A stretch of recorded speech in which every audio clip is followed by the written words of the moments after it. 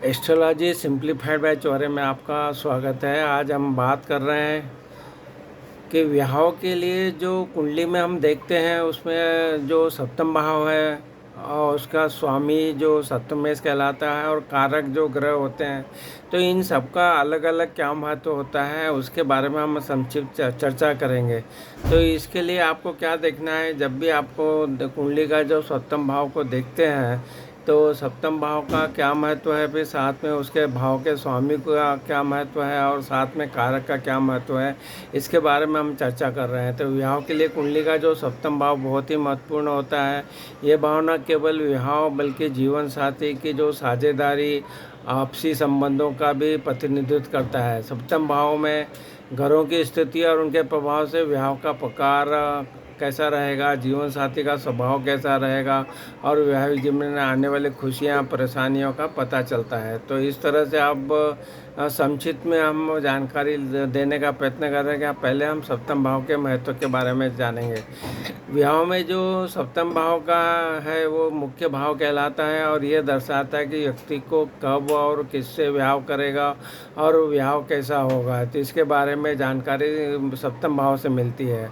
और जीवन साथी के बारे में जो बात है वो सप्तम भाव जो है जीवन साथी के बारे में भी जानकारी देता है, जैसे कि उनका स्वभाव कैसा होगा, व्यक्तित्व कैसा रहेगा, शारीरिक बनावट कैसी रहेगी, ये सब जीवन साथी के बारे में जानकारी सप्तम भाव से मिलती है।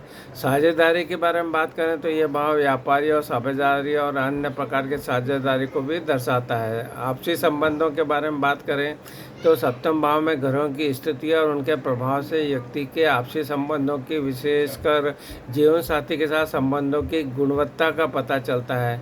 सप्तम भाव के स्वामी के बारे में आप बात करेंगे। सप्तम भाव का जो स्वामी है उसका क्या महत्व होता है कुंडली में, इसके वो सप्तमेश भी कहते हैं। और जब सप्तम भाव के स्वामी को सप्तमेश कहते हैं और यह ग्रह कुंडली में जिस भाव में स्थित होता है वह जीवन साथी के स्वभाव और संबंधों को प्रभावित करता है। तो सप्तमेश की स्थिति का जो प्रभाव है उसके बारे में हम बात करें तो यदि सप्तमेश शुभ भाव में स्थित हो तो विवाह सुखद और समृद्ध होता है, और यदि सप्तमेश अशुभ भाव में स्थित है तो ये विवाह में देरी और परेशानियां आ सकती है। तो इस तरह से सप्तमेश के साथ में अगर अन्य ग्रह भी हैं तो उनका भी प्रभाव क्या हो सकता है। सप्तमेश का जो अन्य ग्रहों के साथ संबंध भी जो वैवाहिक जीवन पर प्रभाव डालता है। इस तरह से सप्तमेश का महत्व हमने बात की। अब कारक ग्रह के बारे में बात करते हैं। जो कारक ग्रह है शुक्र ग्रह है वो के बारे में बात करें तो ये शुक्र ग्रह विवाह और प्रेम का कारक माना जाता है। तो सप्तम भाव में अगर शुक्र की स्थिति है तो विवाह के लिए शुभ मानी जाती है।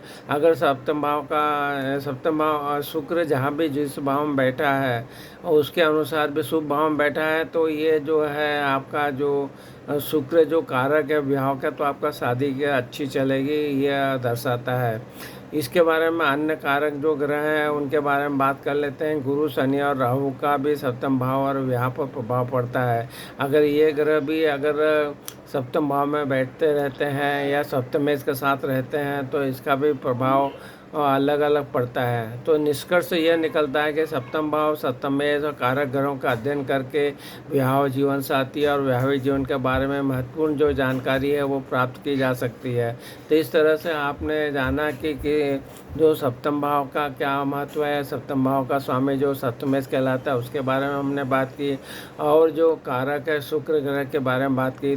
तीनों का जब हम पूरा विश्लेषण करते हैं तो हमें हमारे जो जीवन साथी के बारे में, हमारे जो स्वभाव के बारे में जानकारी होती है। शादी के बाद में हमारे कैसे संबंध चलेंगे वो शुक्र ग्रह बताता है। तो इस तरह जब भी कुंडली का विश्लेषण करवाएं तो इस तरह से पूरी अपनी जन्मकालीन कुंडली का अध्ययन करके आप अपने वैवाहिक जीवन के बारे में ज़रूर पता कर सकते हैं।